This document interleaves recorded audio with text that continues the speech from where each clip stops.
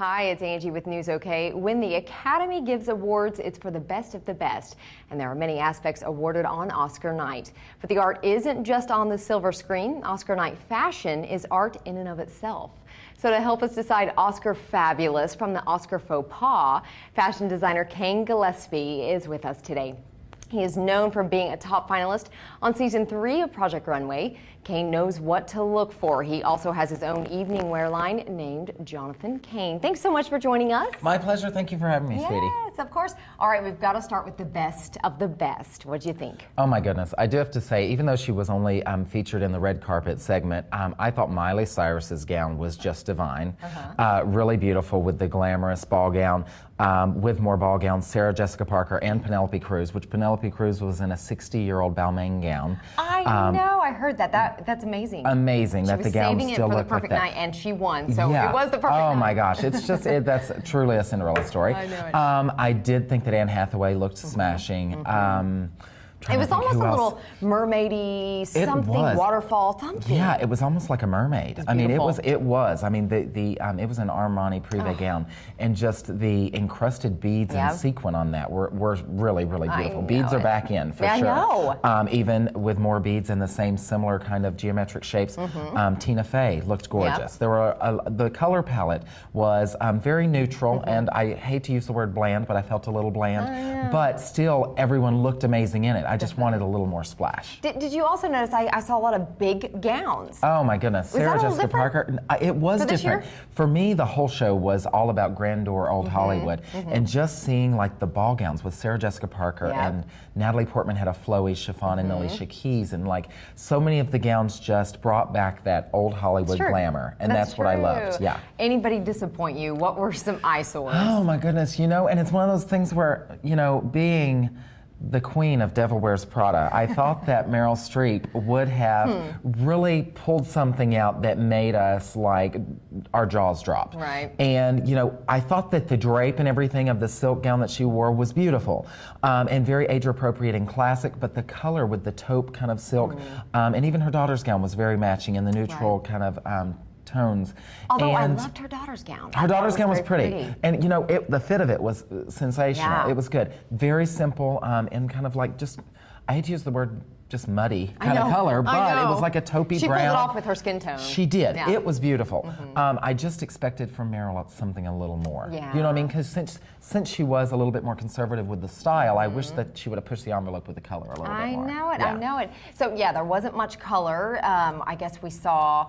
I'm forgetting her name. The lead in Slumdog Millionaire. She wore blue. Absolutely, gorgeous sapphire blue. Was it Natalie beautiful. Portman in pink? Natalie Portman was in like this gorgeous kind of rich pink color, and then Alicia Keys wore a very similar color, but more of a lilac pink color. But that's about it. You're right. Yeah, that was really about it. Color. There was one other nominee accepted. I don't remember what it was for.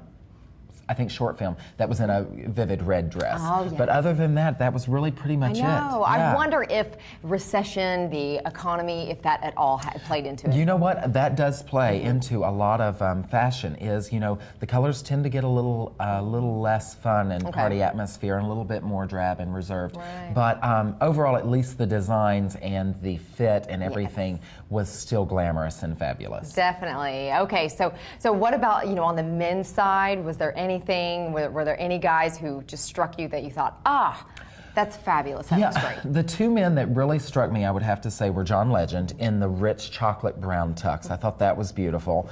And he typically wears a lot of brown. And then also I thought that Bill Maher had a really gorgeous jacket. It was more of a silver, a deep pewter silver tux as opposed to the traditional black. Right. But the traditional black is always beautiful.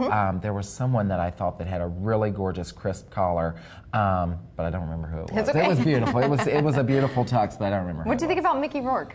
I thought that his fashion, it suited him. Do you know what I mean? It's one of those things where I felt like he was teetering on the edge for me on, trying too hard with the sunglasses and the longer slicked hair and all those things. But for Mickey Rourke, it works. Do you know what I mean? So, he definitely, people are talking about it. So, and he was true to himself. Exactly. So, when they asked him on the red carpet, who are you wearing? He was like, guess. I mean, your guess is as good as mine. So, you know, it's one of those things, he doesn't care. He just wants to go, and he was probably honored just to be there. Now, you've seen Oscars in the past, obviously, so can you think of anybody who was most improved, who really shined this year compared to years past? You know what, I would have to say, it's been a while since I've seen her there, but Marissa Tomei looked amazing. Yeah. From the effortless soft hair. She was in a Versace gown that had arrived that morning. Wow. And I do have to say, like, I thought the gown, at first glance, it was a little puckery on the top, but when I really looked at the construction, it probably was one of the most intricate constructions of a gown I've ever seen. And Versace, Penelope Cruz had worn a Versace that reminded me a lot of the one that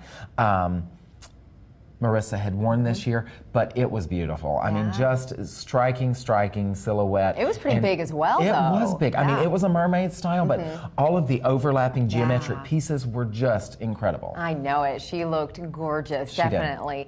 Well, thank you so much, Kayne. For more with Kayne, he's got a website, Jonathan Kayne. That's right, JonathanKayne.com. Definitely. He can design prom dresses and custom lines, all kinds of wonderful stuff. Thank you so much. Thank you, sweetheart. See it.